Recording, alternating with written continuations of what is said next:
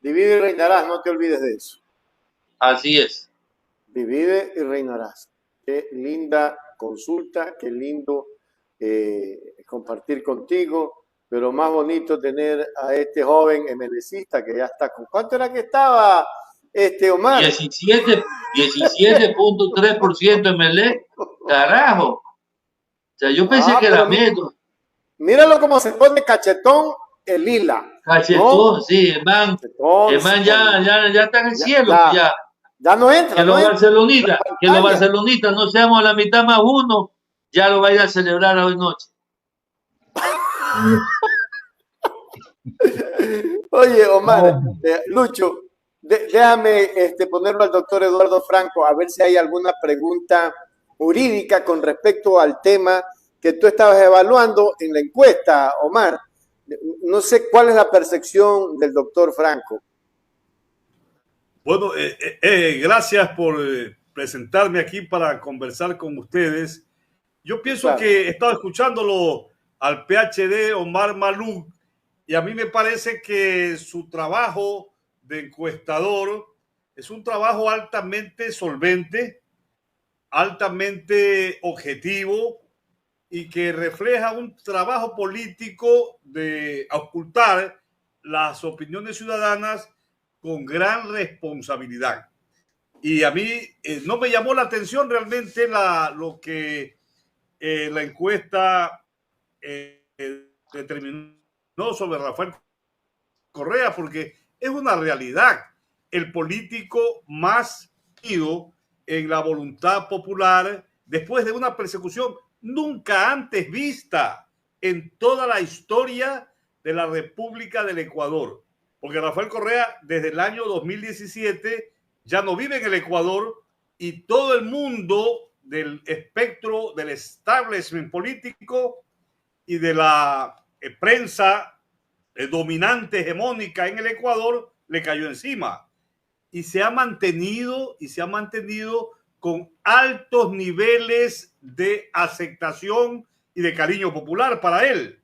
Entonces yo pregunto, ¿por qué razón? Simple y llanamente porque la gestión de trabajo político gubernamental que tuvo en los 10 años de su administración fue altamente positiva para los intereses nacionales.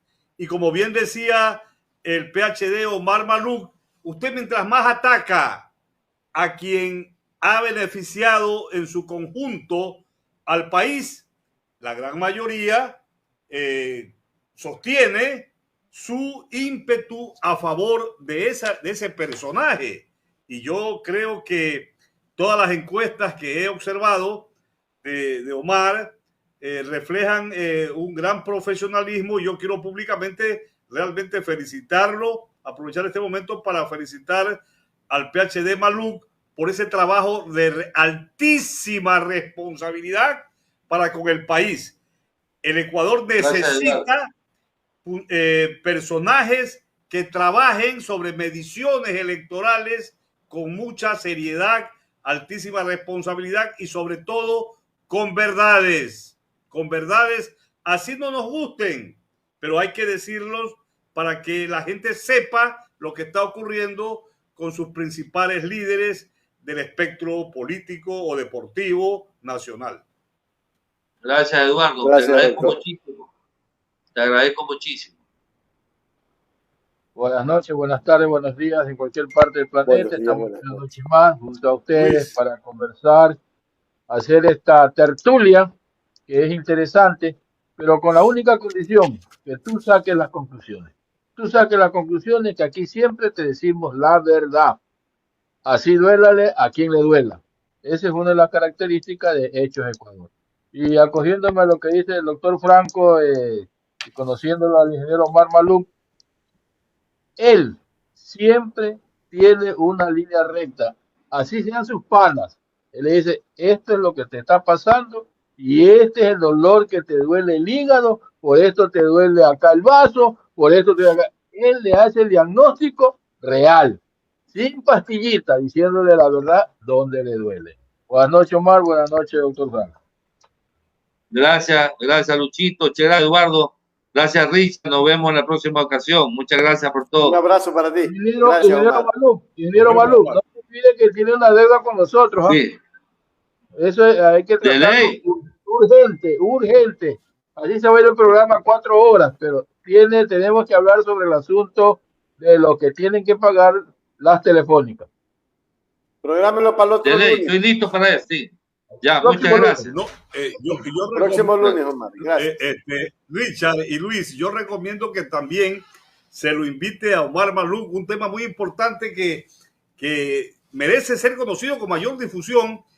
Él es observador, está en un observatorio sobre el problema del agua potable, porque allí sí yo estudié algunos temas que él me mandó hace poco tiempo y es espeluznante lo que pasa con la contaminación del agua potable y acabo de escuchar que incluso todavía no se pronuncia el alcalde de Guayaquil. Es un tema que merece ser conocido con mayor amplitud, Omar.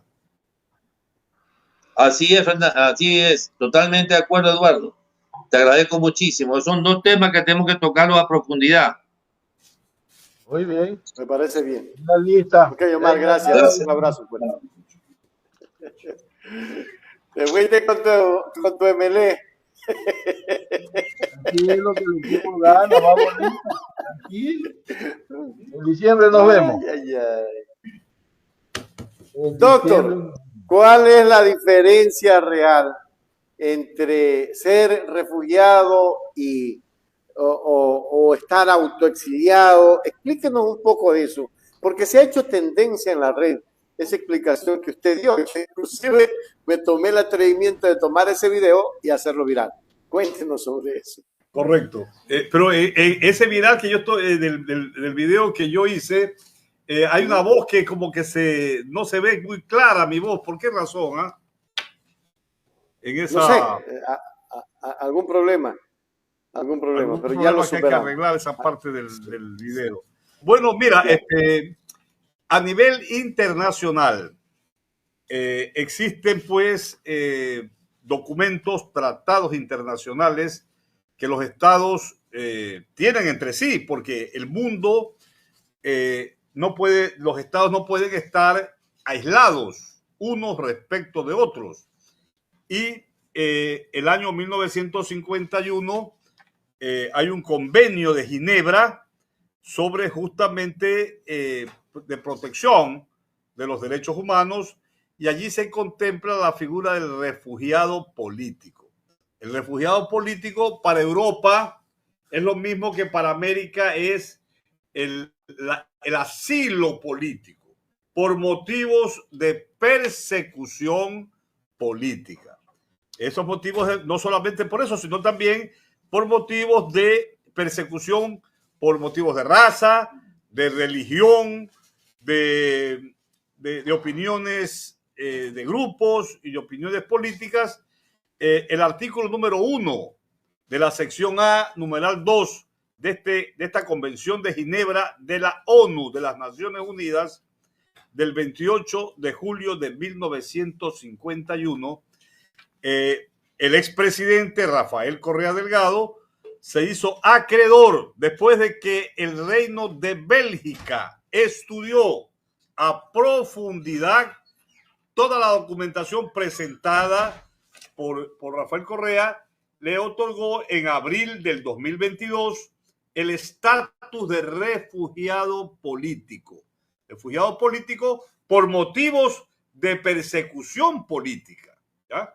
Esta es una figura muy interesante del derecho internacional público. Yo diría del derecho internacional de los derechos humanos europeos.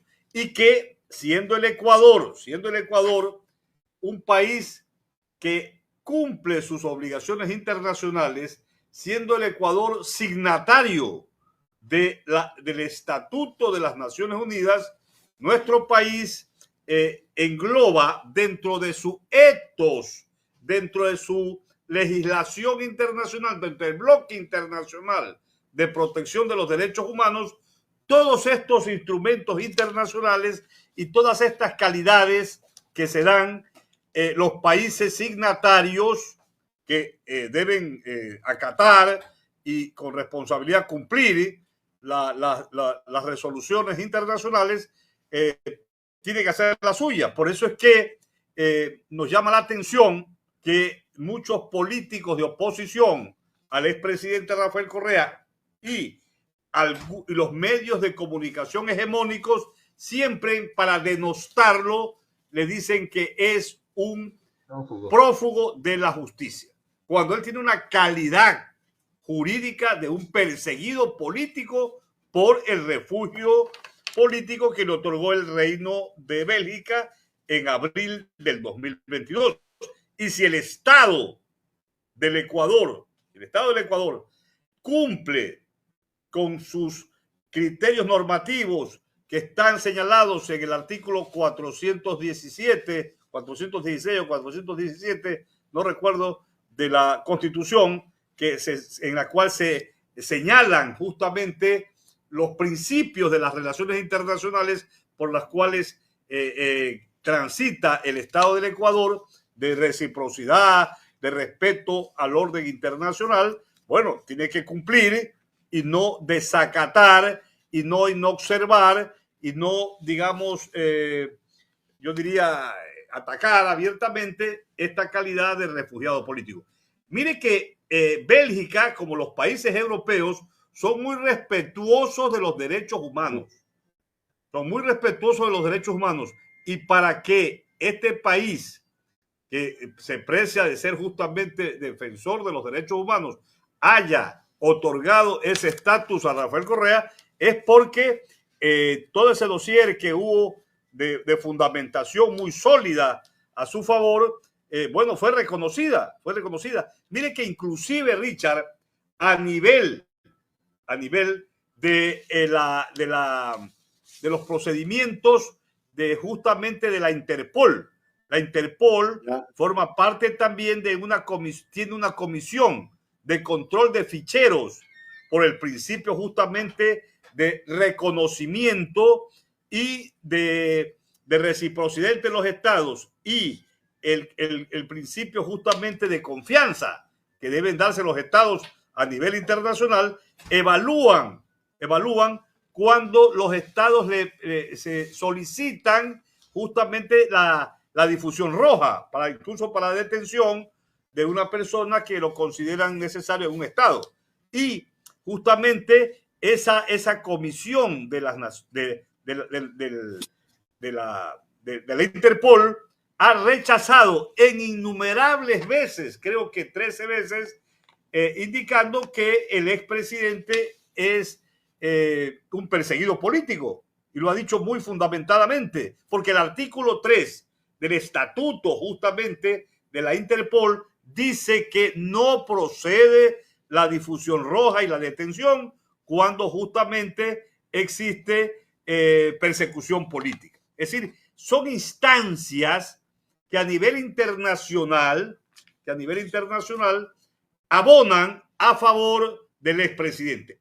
Para Europa y para el Reino de Bélgica, Rafael Correa no ha cometido ningún delito. ¿Por qué? Porque con la Convención de Ginebra de 1951 no se puede dar, no se puede dar el estatus de refugiado político a una persona que ha cometido un delito común grave. No se puede. Así lo dice el propio Convenio de Ginebra. Y si los europeos, Bélgica y Europa, reconocen justamente esta persecución, esta hazaña que se ha dado en el Ecuador a un político de gran prestigio y de gran aceptación nacional, como hemos visto hace pocos minutos en la encuesta del PhD Omar Malouf. Mire que Rafael Correa tiene actualmente, después de un ataque pero diario que le hacen los medios de comunicación y sus opositores políticos, tiene una opinión favorable de cerca del 55% y una opinión excelente de 41%, superior incluso del actual presidente Daniel Noboa, que según Omar Malouf en su encuesta tiene el 50,8%. 70% de opinión favorable el presidente Noboa. Entonces, ¿de qué estamos hablando? De que el mundo de la realidad ecuatoriana, la gran mayoría del pueblo ecuatoriano rechaza terminantemente la persecución política que se ha dado desde el año 2017 contra Rafael Correa, y rechaza el caso Sobornos que fue sentenciado siendo inocente y sin pruebas, porque Rafael Correa no ha perpetrado ningún delito. Entonces, estamos en una situación en la que justamente hay que reconocerlo. Esa sentencia del año 2020 contra Rafael Correa fue producto de influjo psíquico, etcétera, producto de un proceso fraudulento, de un proceso que contó con jueces incluso temporales, y que ya el relator especial contra la independencia judicial ya se ha pronunciado varias veces, el relator especial de las Naciones Unidas, de la ONU. Entonces, estamos en una situación de que el Ecuador está en deuda con la justicia internacional de los derechos humanos, porque Rafael Correa fue sentenciado con la finalidad, ojo, con la finalidad de inhabilitarlo. Es una especie de muerte civil jurídica lo que ha ocurrido, de inhabilitarlo para las elecciones de febrero del 2021, ¿no? Donde no podía él ser candidato. Hicieron apresuradamente, en plena pandemia, en abril del 2020, en plena pandemia, cuando la propia Corte Nacional de Justicia, Richard y Luis, habían suspendido todos los términos, porque la gente estaba enclaustrada. Hicieron la sentencia apresuradamente porque querían tener ya para septiembre del 2020, que era la fecha límite para que las personas que optaran a la presidencia o a la vicepresidencia se inscribieran en el Consejo Nacional Electoral. Entonces apresuraron, ya se olvidaron de que el Consejo de la Judicatura y la Corte Nacional de Justicia habían hecho una moratoria de tiempo, ¿no? Hicieron en abril, creo, el 7 de abril del 2020, y llamaron a a la audiencia, etcétera, y lo sentenciaron, ¿no? Y el presidente, el juez Aquisela, al día siguiente se presentó en Teleamazonas atacando a Rafael Correa. Entonces, todo eso, y claro, querían todo para que haya lo más pronto el recurso de apelación y después el recurso de casación, que en 22 días antes de septiembre lo sentencian con una sentencia totalmente desfachatada, totalmente arbitraria. A Rafael Correa se le violaron todos sus derechos fundamentales de las normas del debido proceso. Y ese tema que ha sido ahora de mucha, ¿cómo diríamos?, de mucha preocupación, las reformas al COIC, que dicen que querían ser a favor de Rafael Correa, poner una serie de requisitos nuevos al artículo 658 del COIC, es una cuestión que obedece también a ese ataque desmedido, irracional, diría yo, contra Correa. Porque Correa bien pudiera, a mi manera de ver, de acuerdo con mi criterio jurídico, bien pudiera en este momento presentar un recurso de revisión en la Corte Nacional de Justicia, sin necesidad de esas reformas que querían poner como requisito también para el recurso de revisión, que es un recurso extraordinario en la Corte Nacional de Justicia. Querían ponerse las sentencias de la Corte Interamericana. ¿Por qué digo esto? Porque el artículo 426 de la Constitución se dice que los tratados internacionales y resoluciones son a nivel internacional son de inmediato cumplimiento, de acatamiento por parte de los jueces y juezas de la Corte de las Cortes de Justicia.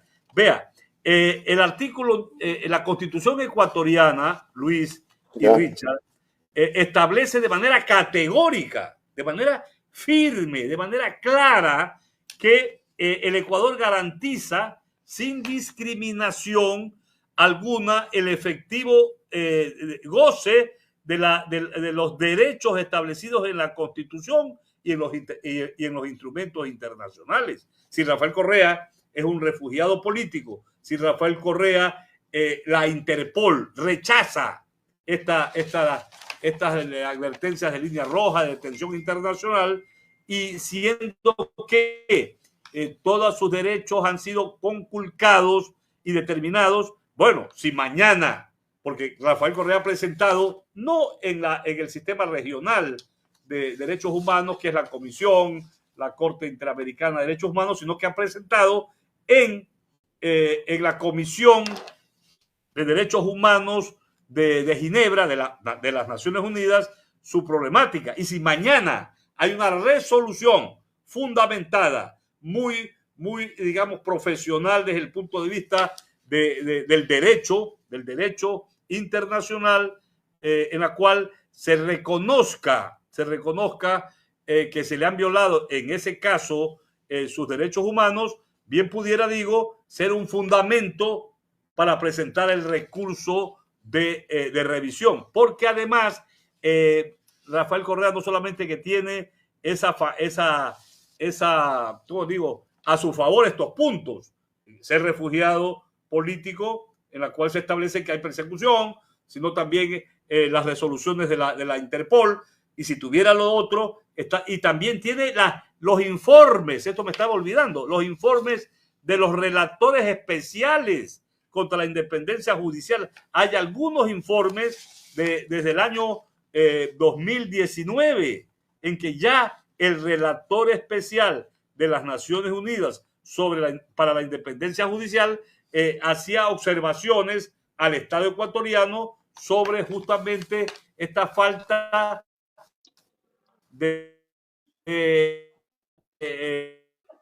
cuando pues hubieron informes en los cuales estaban en contra de los jueces temporales. A Correa lo sentenciaron algunos jueces temporales, que eso estaba vulnerando el principio de independencia y de imparcialidad judicial. Entonces, todo ello abona a que el Estado ecuatoriano no puede permitir, y el pueblo ecuatoriano tampoco, que haya una sentencia inicua, atroz, arbitraria, inconstitucional contra el político más serio y contra, a mi juicio, el mejor presidente que ha tenido el Ecuador en toda su historia, y que desde que salió del poder nunca Rafael Correa ha descendido en menos del 50% de aceptación nacional. Desde el año 2007 hasta el 2017, que fue presidente, siempre ganó elecciones porque el pueblo reconoce a los líderes que trabajan denodadamente a favor de sus intereses. Correcto, Lucho. Doctor, usted me ha hecho una reseña sobre lo que puede venir sobre el asunto a nivel internacional. Pero en la parte de la consulta, el polémico que hubo fue este asunto de la revisión del asunto de las cuestiones internacionales. Estas resoluciones que se hagan a nivel internacional son vinculantes aquí a la Corte, y ellos podrán decir mañana: ¿qué me importa lo que venga de afuera? Así que las sentencias siguen firmes. ¿Qué les pasa a ellos, doctor? A ver, la Constitución ecuatoriana, en el artículo número 11, dice que, y numeral 3, dice que el ejercicio de los derechos se regirá por principios. El artículo 11, numeral 3, dice que los derechos y garantías establecidas en esa norma y en los instrumentos internacionales de derechos humanos serán de directa e inmediata aplicación por y ante cualquier servidor o servidor público, administrativo o judicial, de oficio o a petición de parte. Y deben de aplicarse, dice este numeral 3 del artículo 11 de la Constitución, dice que deben aplicarse la norma y la interpretación que más favorezcan a su efectiva vigencia. ¿Por qué? Porque el numeral 5 dice porque el más alto deber del Estado ecuatoriano consiste en respetar y hacer respetar los derechos garantizados en esa Constitución. Entonces, hay principios de las relaciones internacionales que están señaladas en la Constitución, en el artículo 416 y en el numeral 7, se establece de manera contundente y categórica que existe el respeto de los derechos humanos, en particular de los derechos de las personas migrantes, y participan en el pleno ejercicio mediante el cumplimiento de las obligaciones para la suscripción de los instrumentos internacionales de derechos humanos. Todas estas, si mañana, eso es lo que yo digo, Luis, si mañana la Comisión de Derechos Humanos de Ginebra, de la ONU, porque es una comisión de las Naciones Unidas, resuelve mediante una resolución que se han violado los derechos fundamentales humanos en el caso Soborno, con esa sentencia totalmente descabellada y fuera del orden jurídico, y que el proceso penal del caso Soborno fue un proceso fraudulento, esa resolución tiene que ser de inmediato cumplimiento para el Ecuador, porque van a condenar al Ecuador y se va a exigir que se respete, porque mire, a nivel de los derechos humanos existe la supranormatividad internacional.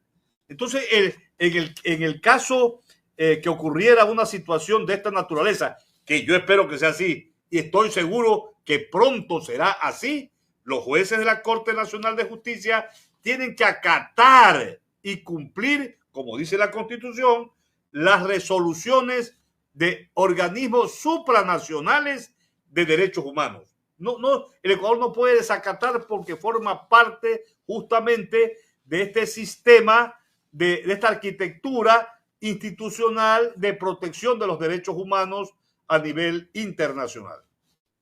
Doctor, y los informes que llegaron de derechos humanos a nivel internacional sobre el caso Glass, aquí no le hicieron caso. Porque el Ecuador está en mora en una situación de esa naturaleza. Que no le haga caso no significa que el Estado y que los jueces y que el gobierno tenga la razón. No lo han tenido. Y por eso es que sostenemos también que en el caso de Jorge Glass y en el caso de algunos dirigentes de la Revolución Ciudadana están siendo justamente perseguidos políticamente. Mire que en la Constitución también se establece que los tratados y los instrumentos internacionales de derechos humanos, Luis, su aplicación será en base al principio pro ser humano, el principio pro homine, de no restricción de derechos y de aplicabilidad directa e inmediata de Ecuador. Está inserto como país soberano, democrático, formalmente, en el concierto internacional, y se encuentra y ha suscrito y ratificado casi todos los documentos internacionales de protección de derechos humanos.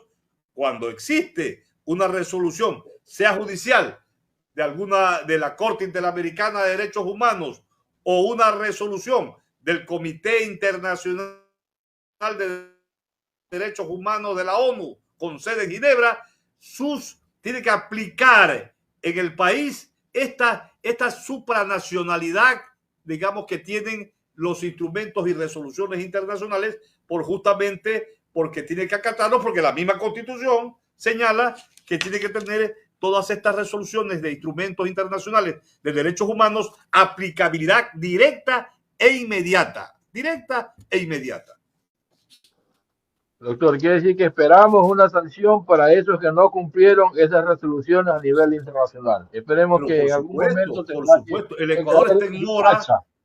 El Ecuador está en mora y el Ecuador necesita en su momento bañarse con criterios de verdad y de justicia. Porque mire, las injusticias no pueden ser eternas. Las injusticias tienen que acabarse en un país democrático, en un país donde tiene que reinar la racionalidad del respeto al orden jurídico y al orden internacional. Porque no puede ser que si el Ecuador suscribe convenios internacionales, no respeten, por ejemplo, el convenio de Ginebra de 1951, que otorgó el estatus de refugiado político al expresidente Rafael Correa, y se le sigue mandando, digamos, al Interpol la difusión roja. Nosotros estamos quedando mal a nivel internacional. Los personeros desde el gobierno de Lenín Moreno, miren lo que hizo Lenín Moreno con Assange, permitió que violaran el territorio ecuatoriano en la embajada del Ecuador en Londres para capturar justamente. Eso fue una cosa oprobiosa y vergonzosa que protagonizó el gobierno de Lenín Moreno. Entonces, todo esto es una escalada desde el gobierno de Moreno, después el gobierno de Lasso, y ojalá el gobierno de Noboa no continúe con esta persecución política. Mire que Jorge Glass sigue en la embajada en Quito, en la embajada de México, y estamos esperando justamente que haya la concesión del asilo político de acuerdo con la Convención de Caracas de 1954. Y esa convención establece que el Estado ecuatoriano tendría que otorgar el salvoconducto. Supongamos que no lo otorgue, pues estarían violándose las convenciones internacionales por parte del gobierno. Y si lo concede, bueno, el gobierno de Noboa estaría cumpliendo con los tratados internacionales. Qué bien, doctor. Pasamos a otro tema, doctor. Hablemos de algo de la consulta, pues. El pueblo no está empoderado de aquello. Va a haber 11 días para hacer campaña. Y según el señorito de Carondelet, resulta que a él pelea con su asambleísta en la asamblea, que no se tome la votación a favor de los temas que realmente ya no era necesaria la consulta, porque estaban en el asunto de la reforma del COIP. Hoy en día vemos una ciudadanía que no está empoderada del asunto de la consulta. Es decir, nadie sabe de qué es lo que van a tratar, y lo que busca el presidente es levantar su estatus, porque hoy en día, de acuerdo a lo que nos dice Malú, está con el 52.7 y él ganó con el 52.50, creo. O sea que va perdiendo 2 puntos en apenas cerca de 2 meses. ¿Cómo usted ve, doctor, de la consulta, pudiéndose haber evitado esos 60 millones, donde en el presupuesto del 2024 le restan más de 100 millones a la universidad? Esto es una cuestión de locos, doctor. Vea, de acuerdo, mi criterio es que este es un gobierno desastroso, un gobierno que cree que la gente es tonta, porque por un lado hay un presupuesto en la cual le merman dineros a muchas funciones del Estado, y por otro lado el presidente dice que hay 50.000 empleos. Sabemos que en enero el gobierno no tiene ni para pagar a los funcionarios públicos.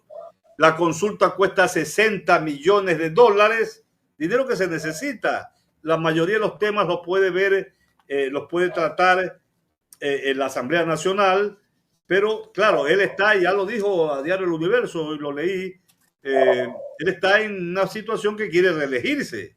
Él está en campaña electoral, y yo pienso que hay que denunciar este particular porque él no está trabajando con responsabilidad. Un jefe de Estado que piense que todo tiene que estar enmarcado en su reelección, eso es una actitud vanidosa, una actitud que no guarda pues simetría con un presidente que tiene que trabajar en una situación de ventaja para todos. La sociedad ecuatoriana, mire, la gente aplaude que el ejército, la gente esté en las calles, el control, digamos, en las cárceles, pero yo no veo, ni siquiera lo anuncia, no veo ninguna política pública de prevención contra la criminalidad organizada. No hay, porque yo soy magíster, por ejemplo, en Derecho Penal y Criminología, y sabemos que a la delincuencia tú la tienes que combatir de 2 maneras, usando la prevención educativa, de salud, de trabajo, etcétera, y también desde el punto de vista de la represión. Entonces yo me pregunto, ¿qué va a pasar después de los 30 días, porque el país no puede, después de los 30 días de sección, cuando ya tengan que retirarse el ejército de las cárceles, etcétera, ¿qué va a pasar?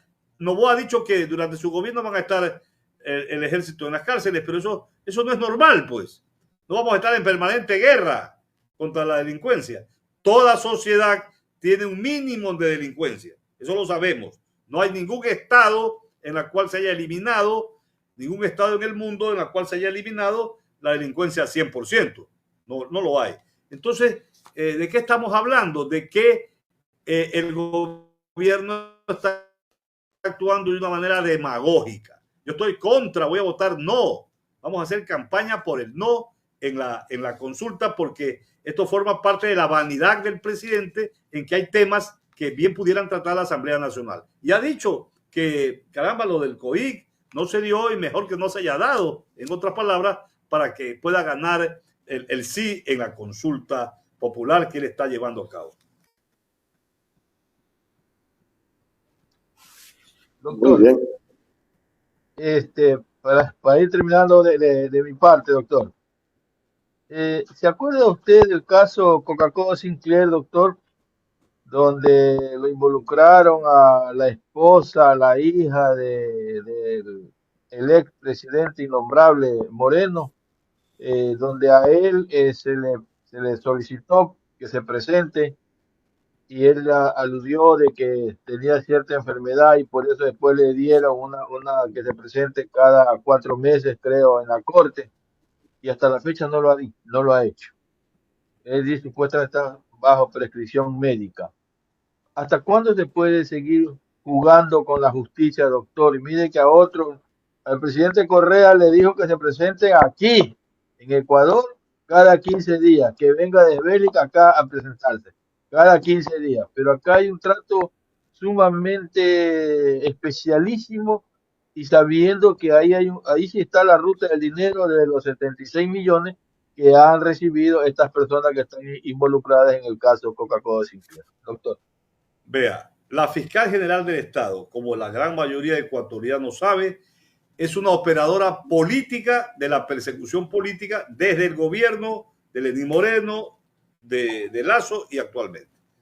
Eso es indudable. Ella está inhabilitada de ser fiscal general del Estado porque, a mi modo de ver, no tiene los suficientes conocimientos jurídicos y básicamente un fiscal tiene que actuar en el marco de no persecución política, sino de una objetividad y cumplir a cabalidad sus funciones en el marco de la Constitución, el Código Orgánico de la Función Judicial y el Código Orgánico Integral Penal.